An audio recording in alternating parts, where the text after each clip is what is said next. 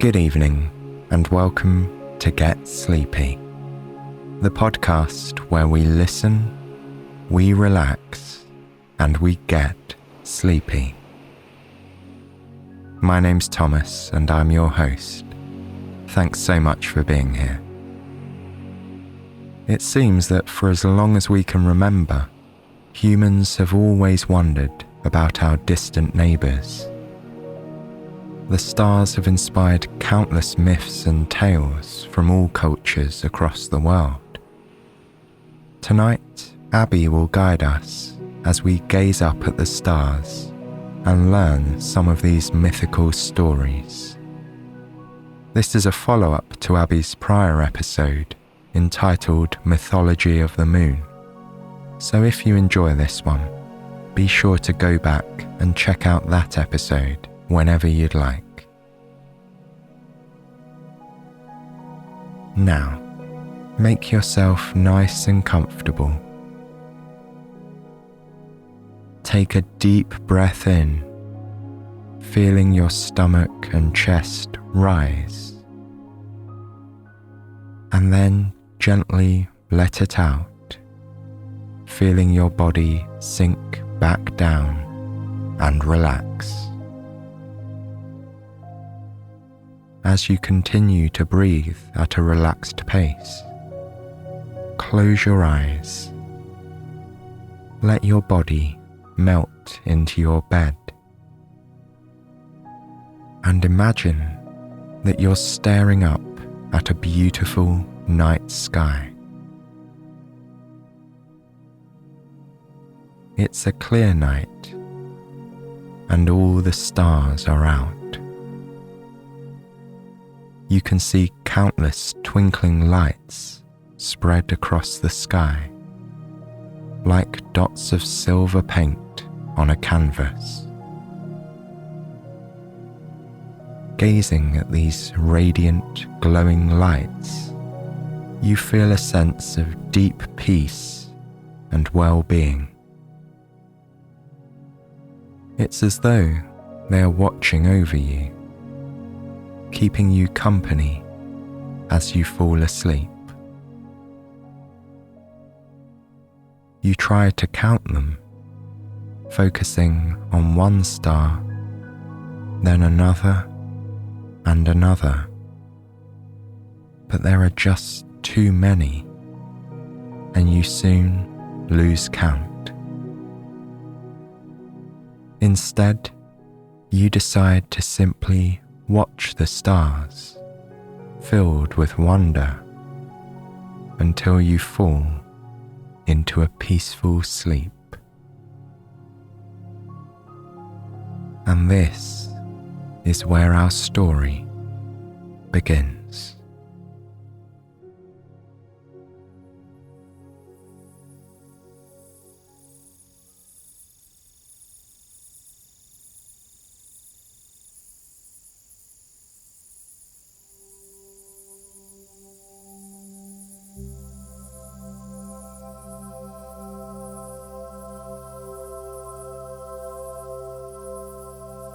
When you open your eyes, you find yourself in a dimly lit room with 6 walls shaped like a hexagon. At first, it seems there's no ceiling. Looking up, all you can see is the starry sky right above you.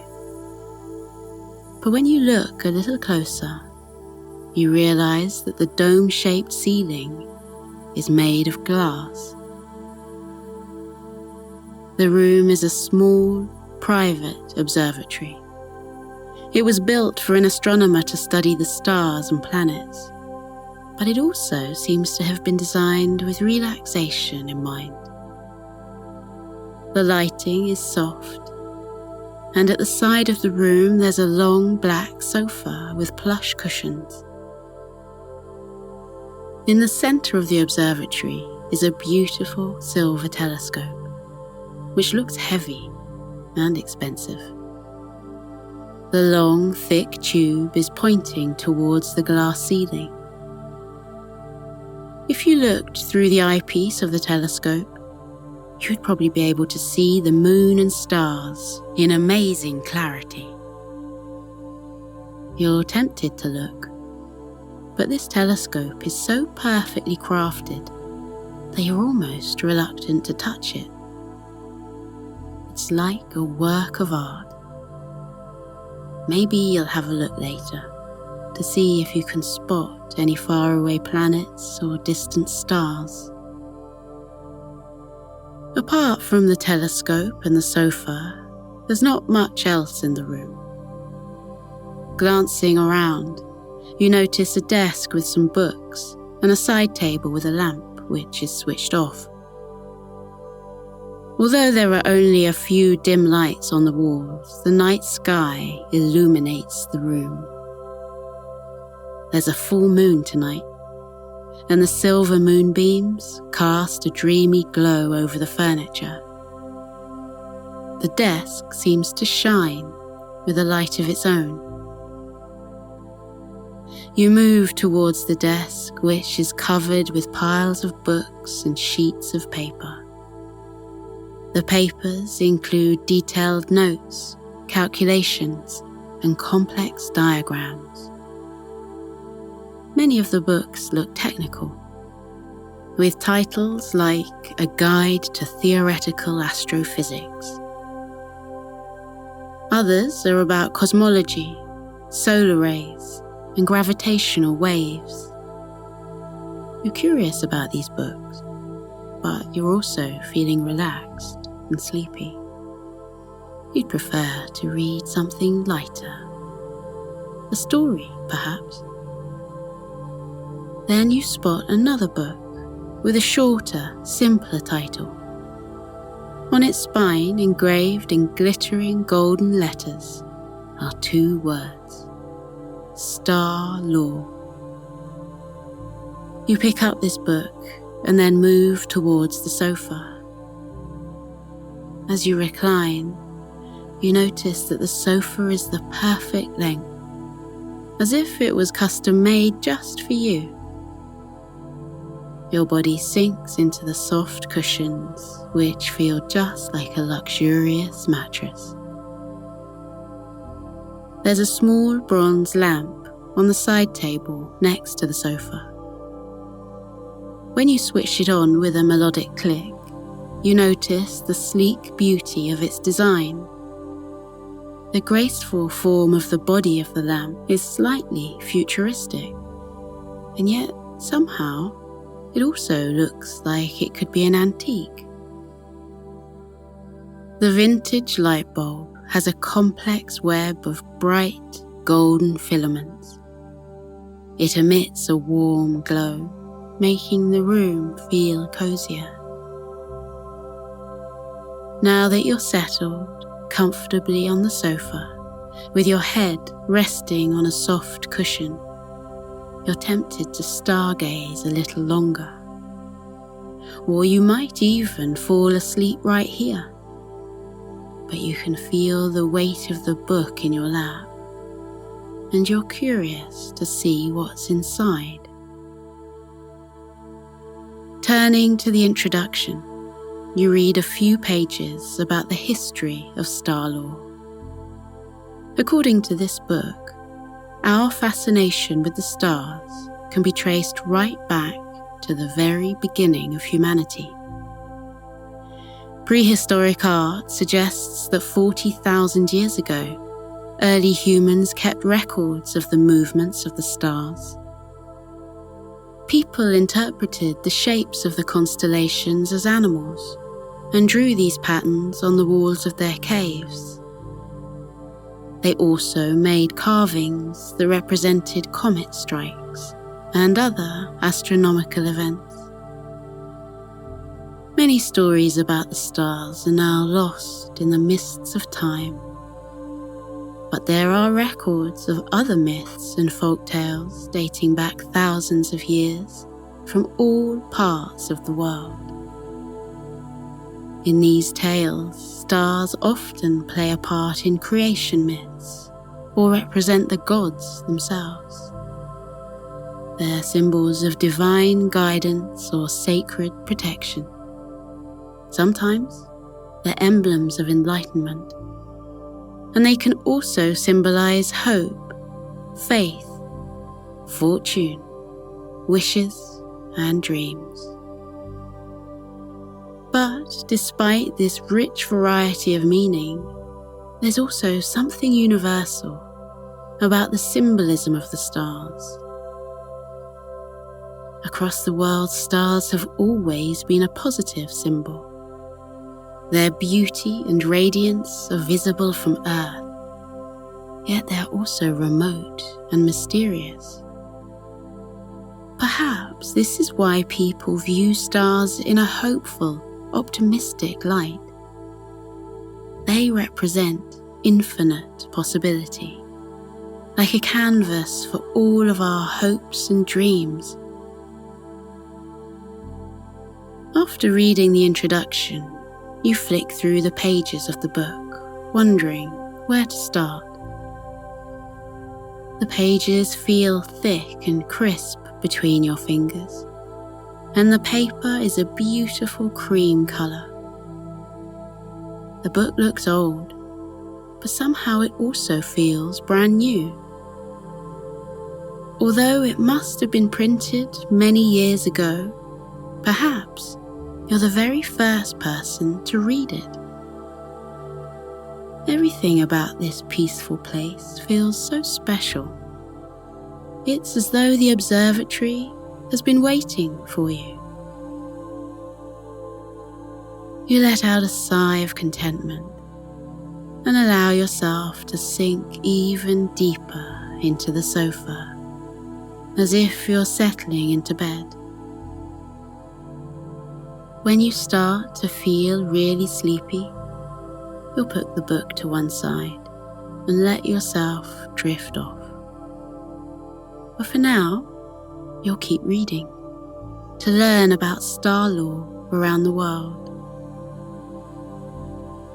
The book has many chapters, each focused on a different country. The chapters are arranged in alphabetical order, from Albania to Zimbabwe. They're interspersed with beautiful artwork depicting stars and constellations. On one page, there are reproductions of ancient cave paintings. On another, you find some intricate Islamic art depicting geometric star patterns.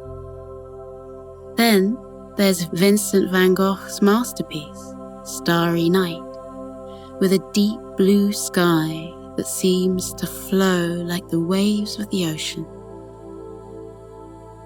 You close the book and then let it fall open at a random page. When you begin to read again, you discover that this chapter is about South Africa, which has a rich tradition of star lore. There are many different beliefs about the sun, moon, and stars originating from a variety of communities. For some, the sky was a rocky vault and stars were holes. But for others, the stars were alive. They might be people, little porcupines, or even insects. For some traditional South African societies, the Milky Way was a particular source of fascination.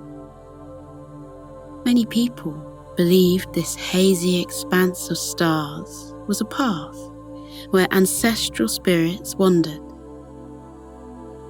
The Milky Way was also given names like the spine of the sky and the backbone of the night. When people looked up at the stars, they believed they were looking at a structure, something that held the whole world together. One of the most famous stories comes from part of the San community in South Africa. In traditional star lore, the Milky Way was created by a young girl. One dark night long ago, a girl was dancing around a fire. On a whim, she picked up some glowing embers. Then she flung the ashes into the sky, where they formed a shining band of stars. This iridescent path remained in the night sky forever. It provided light for travelers, so they could find their way home in the dark. As you come to the end of the page, you close your eyes for a moment and linger on this image. You can picture the hazy light of the Milky Way, a galaxy of seemingly infinite stars. Then you remember that you don't need to use your imagination. The stars are right above you. Opening your eyes, you can see a multitude of silver lights scattered across the darkness like grains of sand. In this moment, it's still too early to see the Milky Way clearly, but hopefully you'll get a good view later. As you gaze up through the glass ceiling, you reflect that the observatory is a little like a theatre. You're waiting for the show to begin. While you wait, you continue to slowly turn the pages of the book until an image catches your attention. It's a beautiful painting of a white horse with wings, a Pegasus. This mythological creature is soaring through the clouds, surrounded by tiny golden stars. When you lift the page closer to the light, you see that the stars are actually gilded, shining in the lamplight. The image of the Pegasus is part of the chapter on the star lore of ancient Greece. For the Greeks, the stars held deep significance. They believed that the gods had created the constellations, placing the stars in the sky as a lesson or reminder for mortals on Earth. The Pegasus is one example. The winged horse once belonged to a Greek hero who tried to fly to Mount Olympus, the home of the gods. Zeus, the god of the sky, decided to keep Pegasus for himself. He even used the horse to carry his thunderbolts across the sky. Eventually, after many years of faithful service, Zeus transformed Pegasus into a collection of shining stars. The horse can still be seen in the northern sky today as one of the largest and brightest constellations. There are so many Greek myths about the stars. The hunter Orion and his faithful dogs also became immortalized as constellations. Turning the page, you come across a picture of another, smaller constellation. Below is an image of a lyre, a stringed instrument resembling a small harp. The constellation Lyra represents the golden lyre of Orpheus. This legendary poet learned how to play the instrument from Apollo, the god of music. Orpheus travelled widely, enchanting everyone he met with his beautiful music. To ensure that Orpheus's talent was remembered, some goddesses carried his lyre up to heaven. Here it was placed among the stars, to shine brightly for eternity. Then there's Leo the lion and all the other signs of the zodiac, as well as mythological heroes, creatures, ships. The list goes on and on. As you turn the pages, you start to feel sleepy.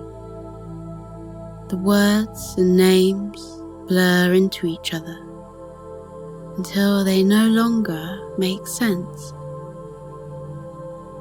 You close your eyes and rest for a moment. It's as if your head is dancing with images, filled with stars. And when you open your eyes and look up again, there they are above you, even more than before. As the number of stars increases, it feels as if the sky itself is getting bigger. There's something so calming about this view, and the sense of infinite space and possibility. You become aware of your slow, steady breathing. In and out. Apart from your quiet breaths, the room is silent. In the hushed, peaceful atmosphere of the observatory, it would be so easy to fall asleep. But for now, you continue to read. You skim over a few more stories about the Greeks until you reach the conclusion. At the end of the chapter, the author says that ancient Greek star lore remains with us today. Many of the signs of the zodiac, such as Aquarius and Taurus, are associated with Greek myths. And many of the major constellations have mythical links too. As well as Orion the Hunter, there are the two bears, Ursa Major and Minor, and many others. And yet the beauty of the stars is that they are visible in every part of the world, and so there are many different interpretations. The constellation of Ursa Major resembled a bear for the ancient Greeks and Romans, as well as many Native Americans. But other cultures have seen a ship, a wagon, or even a prawn. There might almost be as many different stories as there are stars in the sky. As you read, you can feel yourself getting sleepy. You decide you'll just read one more story before you close your eyes and rest. You run your fingers lightly over the edges of the paper and then flick backwards through the pages until an image catches your attention. It's a watercolor painting of a nighttime scene. A couple embrace on a bridge, their dark silhouettes contrasting with the silvery light of the full moon behind them. The moon is vast and almost takes up the entire page. All around are hundreds of glittering stars. There are even some stars beneath the bridge, and at first you think it must be a reflection. Perhaps the bridge crosses a river which reflects the starry sky. But when you look closer, you realize that there's no water beneath the bridge. Instead, there are translucent, lavender-coloured clouds. The bridge is in the sky. You want to know more about this magical painting, so you turn a few pages back to the beginning of the chapter. Here, printed in full, is one version of a famous Chinese folktale. It's called The Cowherd and the Weaver Girl, and it's the origin of a summer festival. Your eyelids are growing heavy, but you're curious about this story. So you stifle a yawn and begin to read. Once upon a time, in the heart of the countryside in China, lived a young cowherd. One night he was asleep in bed when he was gradually awoken by strange sounds coming from outside. As he woke up, he realized what they were: the sounds of laughter, voices, and splashing water. When he went to the window, he was amazed by what he saw. Swimming in the lake next to his home were 7 beautiful women. Each woman seemed to radiate a magical, silvery light. This could only mean one thing. They were goddesses. The cowherd quickly got up and went outside to meet the women. He discovered that they were sisters who lived in the heavens. They explained that they were here on a secret trip without permission from the Empress of Heaven. The 7 goddesses were having fun on Earth, skipping through the fields and floating in the cool water of the lake. This land was so different from anything in the heavens, and they wanted to keep exploring until sunrise. At first, the cowherd was sure he must be dreaming. But once he was convinced that the goddesses were real, he agreed to be their guide for the rest of the night. He showed them around the nearby woods and fields and told them all about life on Earth. The goddesses wanted to know everything, even the ordinary details of his work in the fields seemed to fascinate them. By the end of the night, after hours of conversation, the cowherd had fallen in love with one of the goddesses. The 4th sister was particularly graceful and intelligent. She also had a passion for weaving. But instead of making clothes, she created clouds, using her golden loom in the heavens. At dawn, the other goddesses returned to their home in the heavens, but the weaver goddess decided to stay with the cowherd. She had also fallen in love, and she wanted to live with him in the countryside. She already felt truly at home. The cowherd and the goddess spent many happy years together and had 2 children. But eventually, the goddess knew that she would have to return to the heavens to carry out her divine duties for the Empress.